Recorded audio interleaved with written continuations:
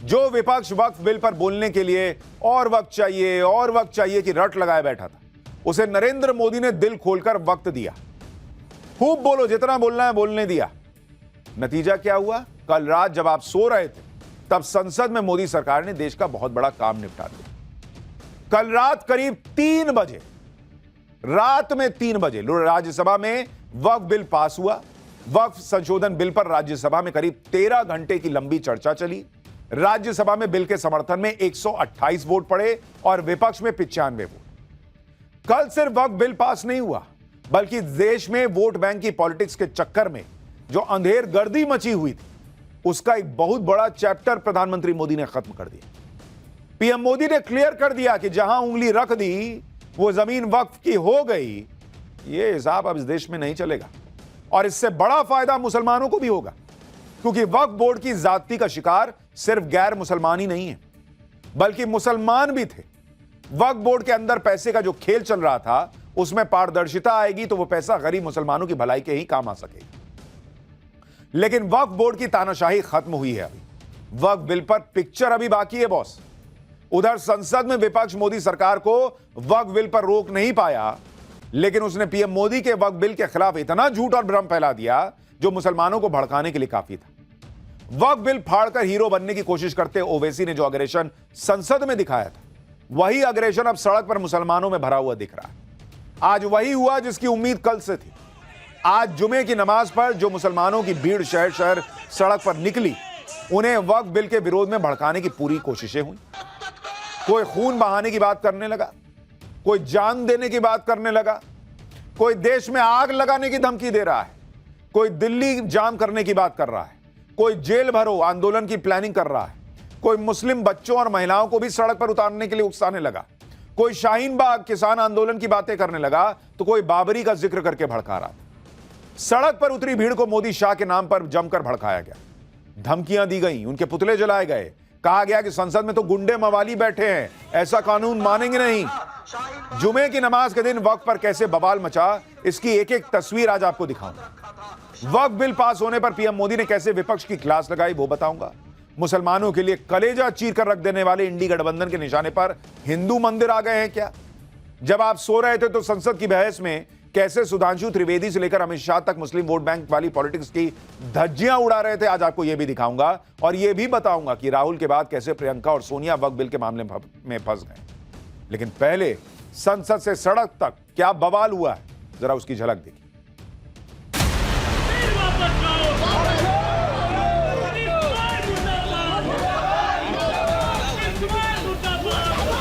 हम खून बहाने के लिए तैयार हैं, दिल्ली को बंद जाम करने का इंशाअल्लाह इरादा रखते हैं।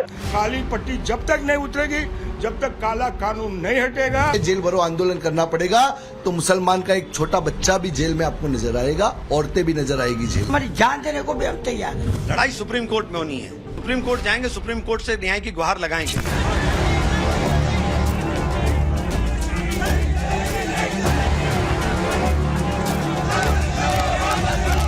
यहाँ तो जो गैर मुल्ला प्याज बहुत खा रहा था और इतना खा रहा था कि आंसू निकल रहे थे गरीब मुसलमान के भी और देश के भी।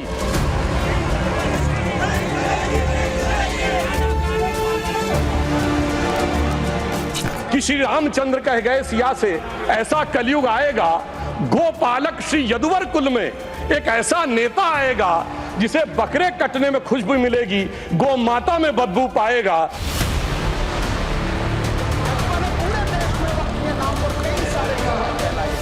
सुझाव आप सुनने को तैयार नहीं है, बस आप कह रहे हैं ये बिल उम्मीद की नई किरण है। नहीं साहब, इसे भले किरण जी लेके आए हैं, लेकिन ये उम्मीद की नहीं बल्कि नाउम्मीदी की किरण है।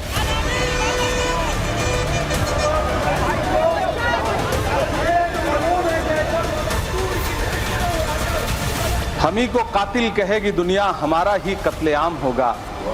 हम ही कुएं खोदते फिरेंगे, हम ही पे पानी हराम होगा।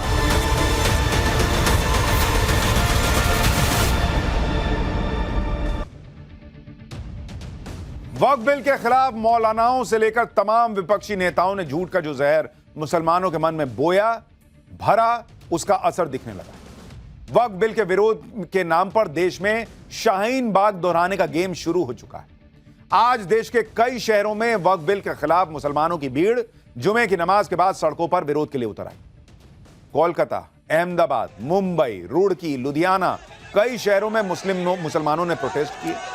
हर प्रोटेस्ट में मुसलमानों के मन में वक्फ को लेकर भरा गया जहर उबाले मार रहा था। पूरे हिंदुस्तान को आग लगा देने की बातें कही जा रही, मरने मारने तक की धमकियां दी जा रही। जुमे की नमाज के बाद पश्चिम बंगाल के कोलकाता में पार्क सर्कस क्रॉसिंग पर हजारों मुसलमानों की भीड़ सड़क पर जमा हो। भीड़ हाथों में वी रिजेक्ट वक्फ बिल लिखे पोस्टर लेकर नारेबाजी कर रही और इसी भीड़ में खड़े होकर मौलाना भड़काऊ बयानबाजी कर रहे थे। बीजेपी को कोस रहे थे, मोदी शाह को गाली दे रहे थे। आप सुनिए कैसे गृह मंत्री अमित शाह के खिलाफ मुसलमानों की भीड़ ने नारेबाजी की है या उनसे करवाई गई। क्या गारंटी है कि उसमें चंद्रचूड़ जैसा जज नहीं होगा जो भगवान से पूछकर फैसले देता हो? देश में दस्तूर मौजूद है, आप भगवान से पूछकर फैसले दीजिएगा। जो कानून हमारा जो है उस पर जो तरमीम की गई है, ये तरमीम जो हमारा ये जो है शरीयत के खिलाफ है, हम इसको नहीं मानते। ये याद रहे, फिरौन नहीं रहा, ये मोदी।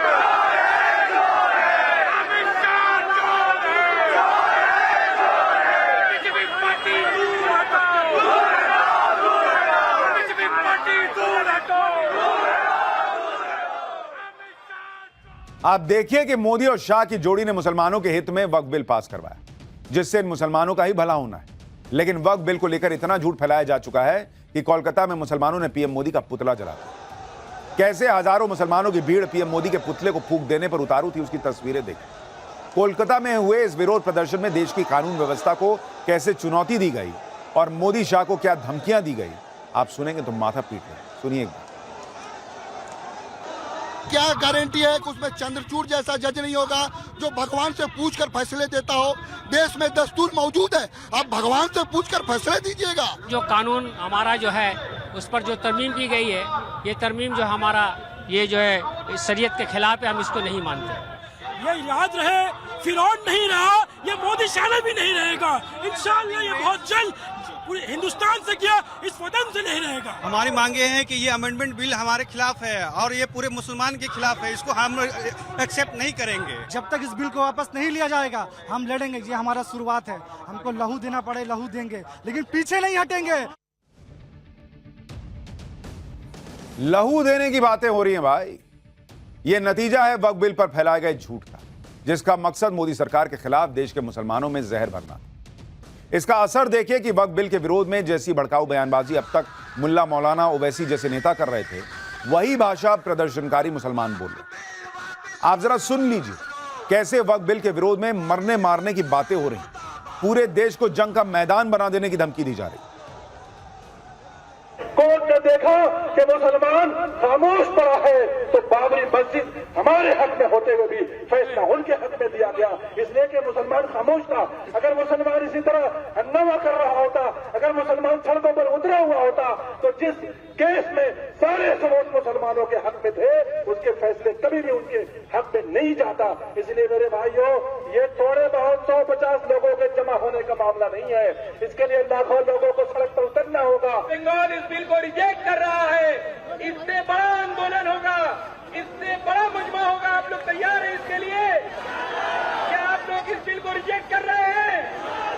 लड़ाई किनारे से नहीं लड़ी जाती, लड़ाई मैदान में आकर लड़ी जाती है। पूरे कलकत्ता को नहीं, अब दिल्ली को बंद जाम करने का इंशाअल्लाह इरादा रखते हैं। हम खून बहाने के लिए तैयार हैं, हम कुर्बानी देने के लिए तैयार हैं, मगर हम इस कानून को हरगिज नहीं मानेंगे।